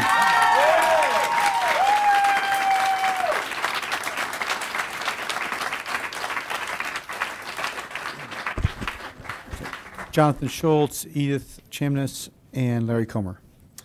Hello, thanks. My name is Jonathan Schultz. I'm an AISD graduate. I went through everything from ITBS to TOS to TAX to I don't even remember how many I took, and I don't use that a single time. I don't remember the last time I even thought about a test, but I use my skills from the robotics club I was in every day. I'm here for you guys to read a letter from a Eastside Memorial Vertical Team parent. Good evening. I'm an Eastside Martin vertical team parent who continues to be pained with the fact that AISD school board meetings are held at a time and place inconvenient to community participation, especially by our vertical team. But the district wants to tell us no excuses. But when is it okay to make excuses? When you can only recruit less than 40% of an informed population to your idea?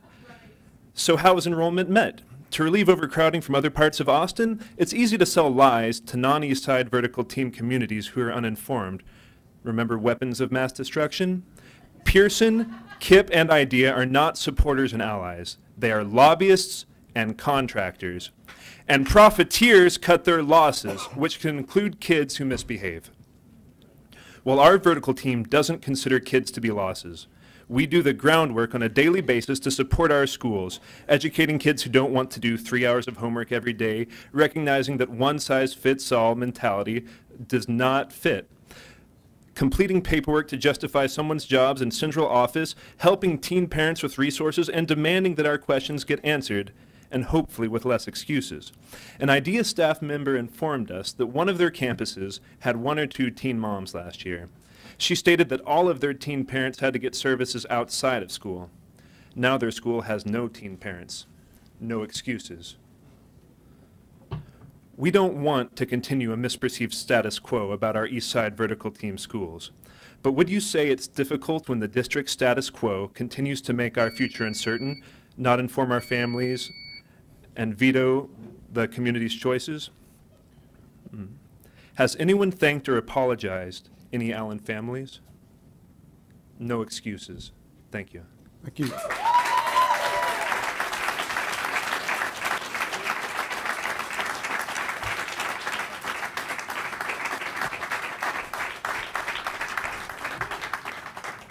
Edith Chamness. Good Larry evening. My Comer, name's and, Edie Chamness. Ayana Duro. Sorry. Go ahead. I'm sorry.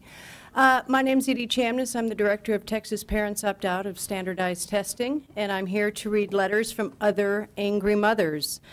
The first one says, as a mother of 2 elementary school students, I'd like to voice my opposition to the testing frenzy that has taken over our public education system. The time allotted for testing does not calculate the actual time spent doing test prep, middle of the year tests, beginning of the year tests, end of the year tests, practice tests, and the normal assessments the teachers use to actually gain an understanding of their students' academic levels. I do not find that these tests actually provide a resource of information for me as a parent or for the teachers. It appears that these serve the needs of outside resources like realtors and politicians. This does not help foster an environment where teachers and parents can help children develop elementary level skills. All of the time spent preparing for this test, and yes, they do teach to the test, can be better spent on actual academic endeavors. I would prefer testing of this magnitude to be used for high school level students who have selected an academic track.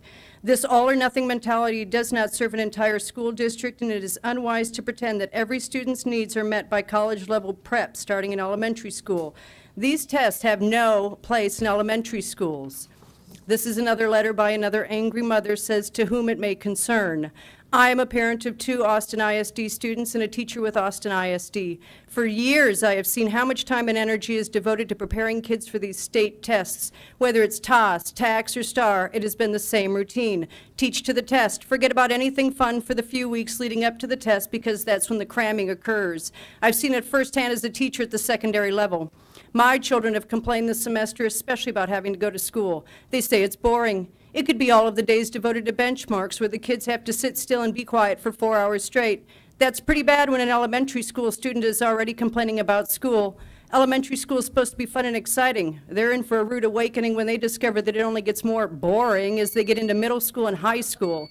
If their opinion of school has already been soured, that's the sign of a problem. Please consider the damage that is being done by state testing in our public schools. It needs to stop. Our kids are worth it. Please adopt the resolutions. Thank you.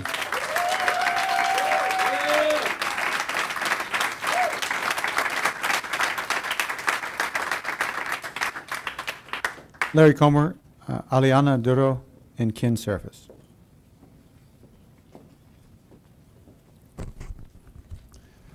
President Williams, trustees, Dr. Karstafen.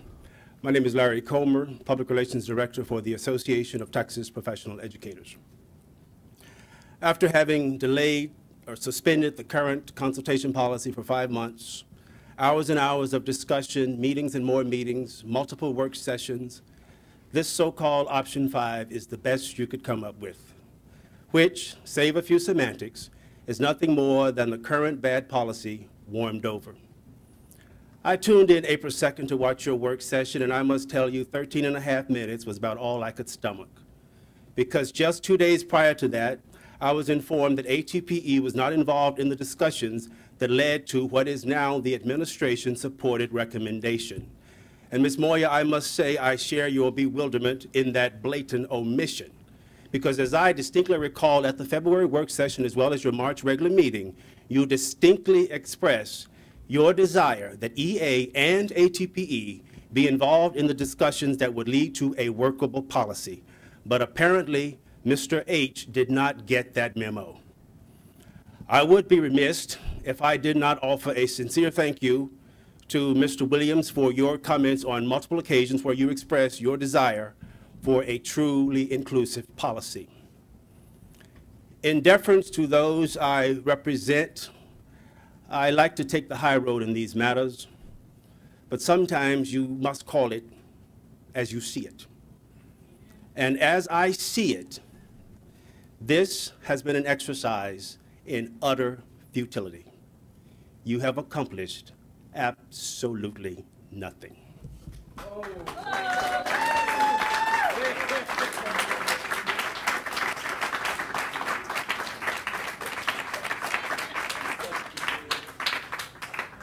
Aliana Duro, Karen Serafis, and Collier Creedle. Good evening, everyone. I'm here speaking on behalf of one of your educated educators, which to me is kind of disgusting. They were afraid to be here because they feared repercussions and they were silenced by those fears. I'm an educator in the Eastside Memorial High School vertical team, and I urge you tonight to adopt a tracking system to better understand where our students and families come from, what secondary schools they attend, and most importantly, why they make those choices. I've paid close attention and with much frustration to what and how of the decision to partner with IDEA. But most importantly, I paid close attention and with greater frustration to the why. I listened as our superintendent and IDEA staff members repeatedly asserted that families have voted with their feet to leave Martin and Eastside.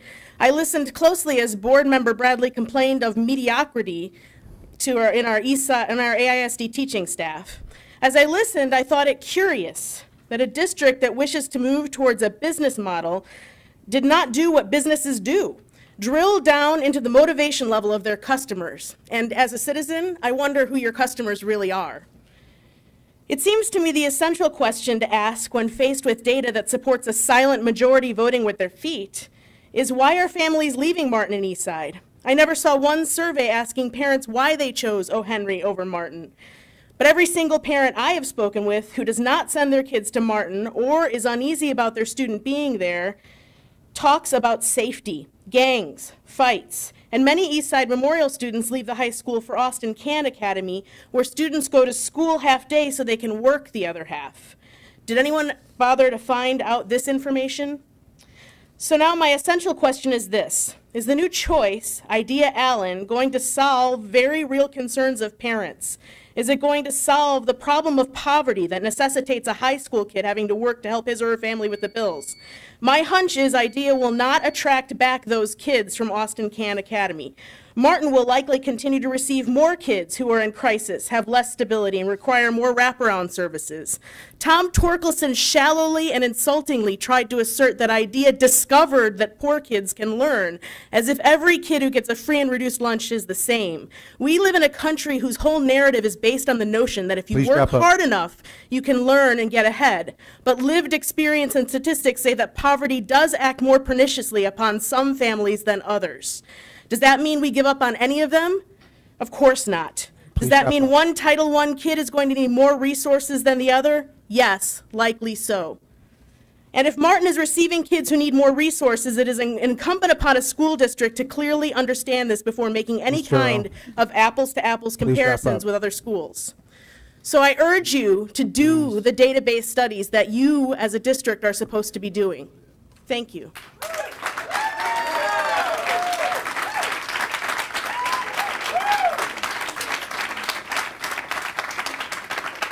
Ken. Service, Collier Creedle and Brian Colson.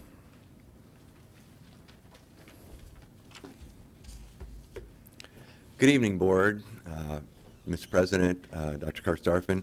My name is Ken Zarefas. I am co-president of Education Austin, the Teacher and School Employees Union for AISD.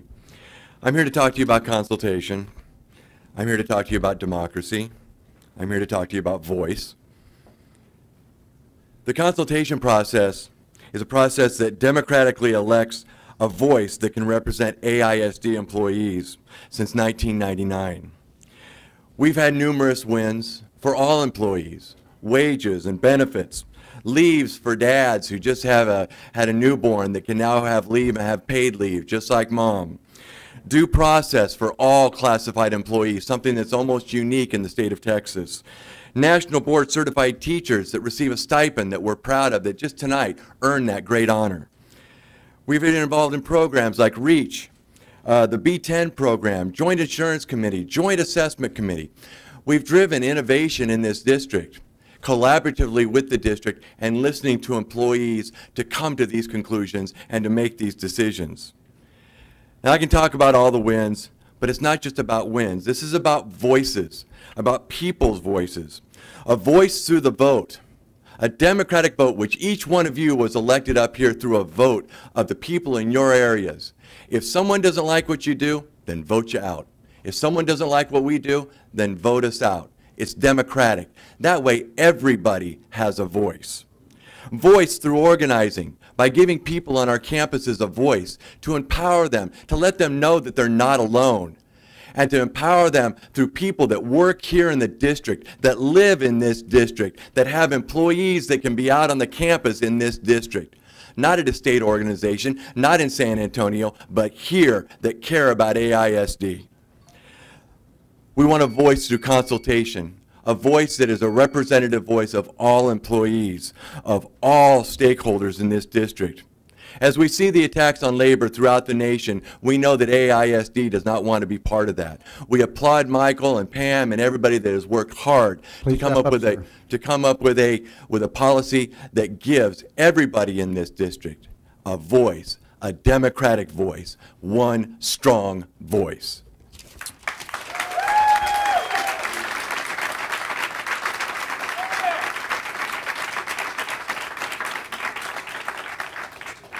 Collier Creedle, Brian Carlson, and Juan Berrientos. Hello, I am Collier Creedle from. Collier. Oh no, I get that all the time. I am Collier Creedle from Keeling Magnet School, and this week, as in many schools, we are uprooting our academic schedule to spend a couple days on STAR testing. And at Keeling, we have it good. We only take a week at best off for STAR testing, while at other schools they take weeks, if not months, preparing for the STAR test. And that is not to say that we are unaffected at all at Keeling. I myself had to drop a high school credit course, Algebra 1, because of the STAR test. And I was fine, that's not a big consequence to me, but that is not the story I want to tell you here today. I have a friend who, like many people at Keeling, is pressured into taking better classes by their parents. And, well, when this form came home, there was no question he was going to continue the course till the end of the year, lock it in. And, well, now, because of the performance on one test, on one day, this score will follow him into his high school, into his college, based on a test he takes on one day in middle school. People say children are our future. The STAR test seems to be preparing us for a future where rote memorization and, well, bubbling in is all that matters. A future where real education is a thing of the past. I apologize, but I refuse to stand idly by while my future, the future of those who I care about, hangs in the balance. Please vote to adopt this resolution. If you don't want to listen to the parents, that's fine. If you don't want to listen to the teachers, that's fine. But please take it from the students. We're the reason you're here today. Please.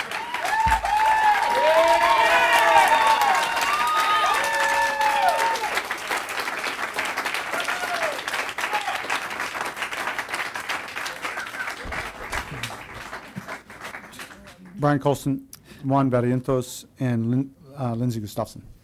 Yes, good evening. I'll be reading a couple letters here. Good evening. My name is Annabelle Mata, a concerned AISD parent, concerned for the future of our children. As we all know, AISD has allowed an in-district charter school called IDEA into AISD. But let me put out my concerns. IDEA is not for everyone. There are children like my 5th grader that has special needs, along with kids in his class. We received a form to be completed by district parents to elect what school they were going to have their children attend for the class of 2012-2013. I have elected a school with the understanding that the school I elected was the one he was going to attend. I ran into some confusion when IDEA representatives on 3 different occasions, 3 different representatives contacted my husband to see if they could come to our house and talk to us about this program. I explained to him that I had already elected a school. Why were they still calling? I had to get a little rude to make the last representative understand that IDEA was not my option. At this point, they stopped. As a taxpayer for AISD, we should have had the option to elect whether AISD funds were used for a charter program like IDEA. We already have teachers that are well capable of teaching the children. Now they're taking funding from them to fund IDEA. IDEA is not for every child. Let's ensure that all kids can recognize their talents by supporting all schools. Thank you. Annabelle Mata, Go Valley parent. Good evening, members of the board and Dr. Karstarfin. I'm here speaking on behalf of another silenced AISD teacher.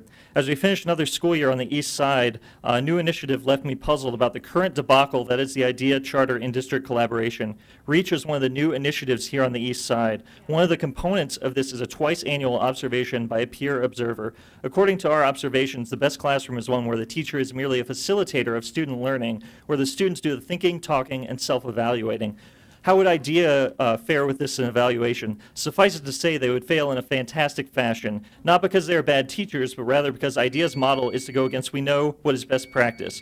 Direct instruction does not work. IDEA has built a reputation based on current practices that just this year switched to this student thought-suppressing curriculum. How are we expected to collaborate with a school that we know to engage in such practices? Please wrap up, Mr. What are we expecting to share with a school who does not have any similarities, including a population with less than 40% students actually from the east side vertical team? The truth is the district never expected any true collaboration, just the Gates money that came with saying they would. The school was going to be open regardless of whether the interests of the public were heard or not. Want to know where the school is really opening? Follow the money.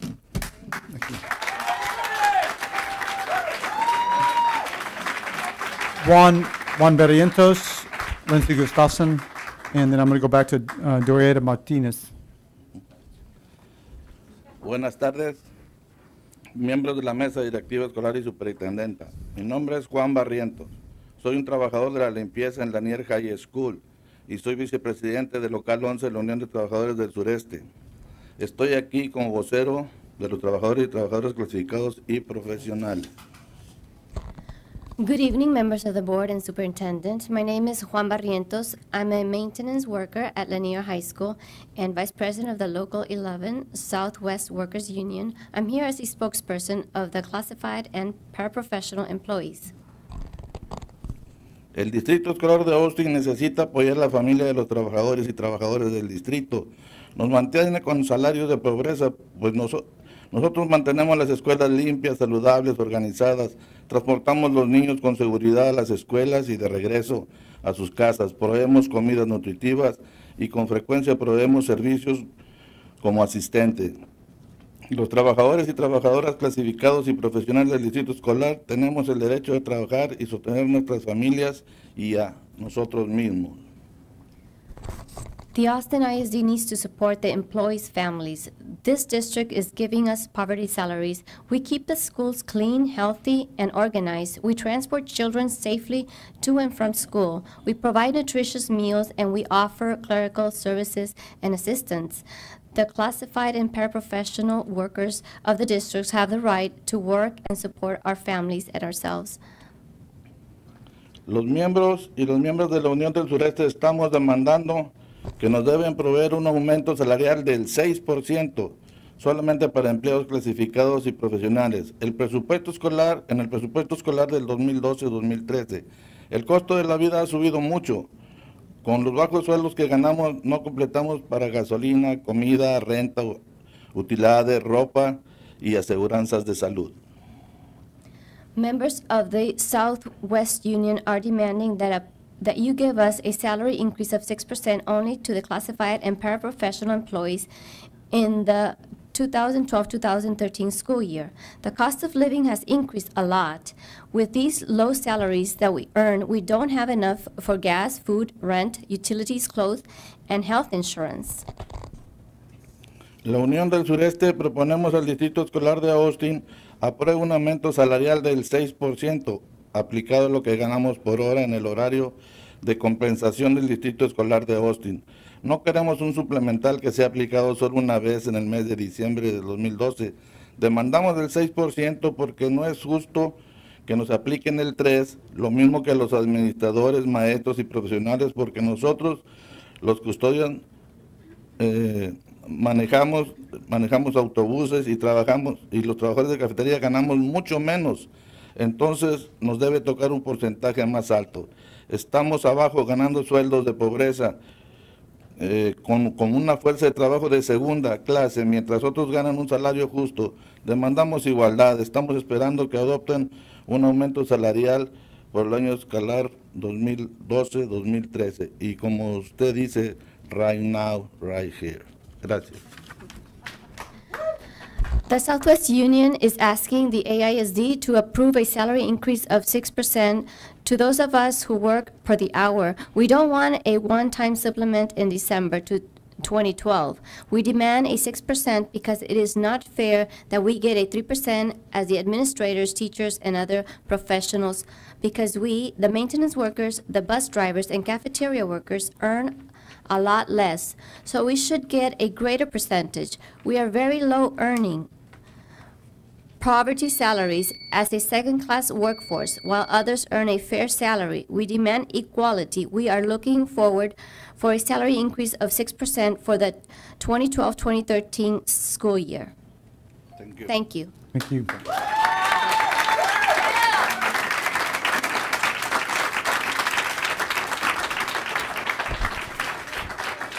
Okay, I'm going back through the people that didn't show up at the beginning. There's 4 of them, so please bear with me. Lindsay Gustafson, Dorieda Martinez, and Alejandra Telles.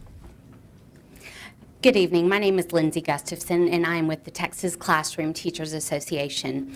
I'd like to, first of all, I hope that all of you received our letter that was dated April 13th and had all of our concerns addressed, and it was a longer list than what I'll be able to present to you tonight. What I'd like to say is, it was mentioned earlier that the exclusive consultation model that y'all have chosen is a form of democracy. And I want to let you know that the form of democracy comes at a cost of over $500 a year. The teachers, and we only represent classroom teachers, that are our members, they don't pay that. They pay $140. And when they come to AISD, they're told they will not be represented and they will not be given a voice unless they're a member of Education Austin, because you have provided them with exclusive consultation. Exclusivity. There is one organization you have allowed to represent all of your employees.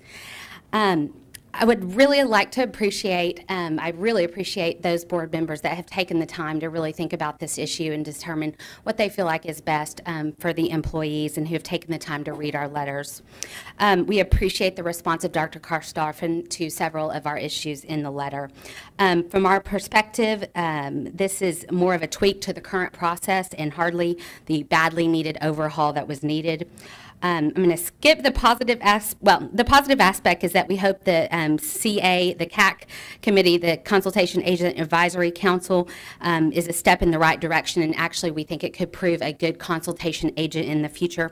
Finally, if the objective is to create a consultation process that represents the views of all employees, and Education Austin does not represent a majority of AISD employees, as was mentioned in this discussion, then we feel like there should be a ballot option for the employees to determine whether or not they would like to select an inclusive consultation model, including employees who are not members of a professional organization. They don't pay $500, they don't pay $140, they are merely employees of your school district and deserve the same amount of respect and voice that everyone else does. I sincerely appreciate your time. I'm glad to see such wonderful issues being brought to you today.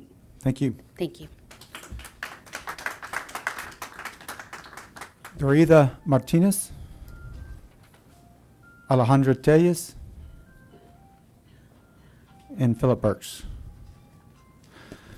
Okay, board. Thank you. Thanks to y'all for the input this evening. A number of issues raised, and we do appreciate y'all's perspective. We will now turn to the consent agenda, which is agenda item 9. I want to mention that it may have been said earlier, but agenda item 1515 has been pulled from tonight's agenda and will be rescheduled for a vote at a future date. And with that, I will open it up to a motion on the consent agenda. And please note that agenda item 18 will be a separate vote. Mr. President, move approval of consent agenda items 12 through 15.14, items 16 and 17. Is there a second? Second, Mr. Torres. Discussion. Ms. Lavoy. Mr. President, I'd recommend that we pull 16.3 for discussion tonight. Okay. Do other board members want to pull 16.3? Is there? She's made a motion to pull 16.3. Ms. Barksdale? I'll second. Okay. So any other motion, people okay with talking about 16.3 separately? Okay. So can we restate the motion, Ms. Moya, to exclude 16.3 and 15.15? Okay.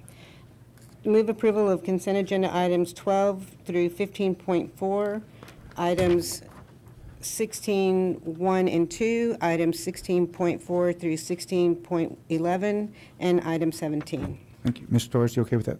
Okay, thank you. Okay, any further discussion? All in favor of that motion, please raise your right hand. Passed unanimously. Thank you, board. Okay, let us go to item 16.3. Let's do 18 first. Let's do the vote for 18 first. Okay. Move approval of consent agenda item 18. Is there a second? Second, Ms. Brister. Thank you. Discussion. All in favor of the motion, please raise your right hand. Oppose? Abstain? Passed with 7 with 2 abstentions. Thank you, board. Okay, item 16.3. Motion or discussion? Ms. Lavoy. I'd like to recommend that we have a little board discussion on this item in light of the presentations that were made to us by the Mets parents tonight. I don't remember, in my experience, a time when we've had so many parents come out to speak about a principal appointment. It's unique in my experience. And so I know that we're putting an emphasis as a district on social emotional learning.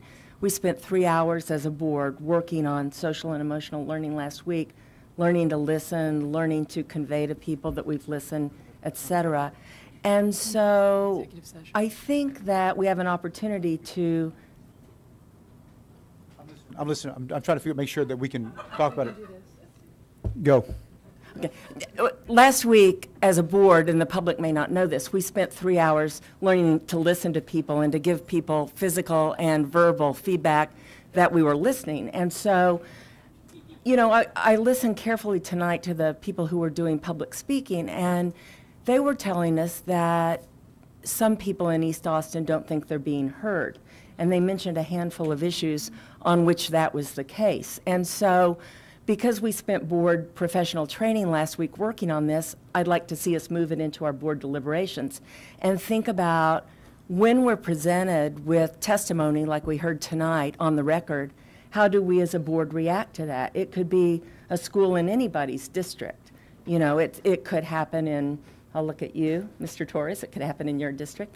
It could happen in any district. And so I don't know the principal candidates. I typically support the principal recommendations, but I think in light of our emphasis on social and emotional learning, I'd like us to pause, which was one of the things we learned in our workshop last night, or last Monday night, that we're supposed to punch pause and think about things when we're confronted with situations like this. So I'd like to discuss that and to think about that and do what we were trained to do, punch pause. Okay, so what I was asked, Mr. Waxler, this is a personnel issue. It seems like we would need to go into executive session to discuss this personnel issue rather than talk about it in public. It's okay. So we are going. We're dealing with people, folks. So we need to make sure we have to respect our individuals. So it's law, folks. I mean, it may be uncomfortable, but it's the way it's the law. So let us go and I'm going to propose that we go into executive session. If you want to talk about this evening, and we'll go upstairs and talk about and get the discussion on the personnel matter. Mr. President, I'm comfortable pulling it from the agenda and then working it into the next available executive session to honor tonight's agenda, if you'd like to do that. Well, I think we probably typically, you can tell me, Dr. Christoph, this is where I was trying to check with Dr. Christoph, and the timing of trying to get principal appointments and getting forward, and our next regular meeting is a month from now, and our next executive session is there. So I think if it's something that's important, I think we ought to go talk about it now, and we'll come back downstairs and take action on it if appropriate. So I'm going to suggest we move to executive session at this time to discuss a personnel matter. It is, we're going to recess at this time. It's 9:15, and we will return after executive session.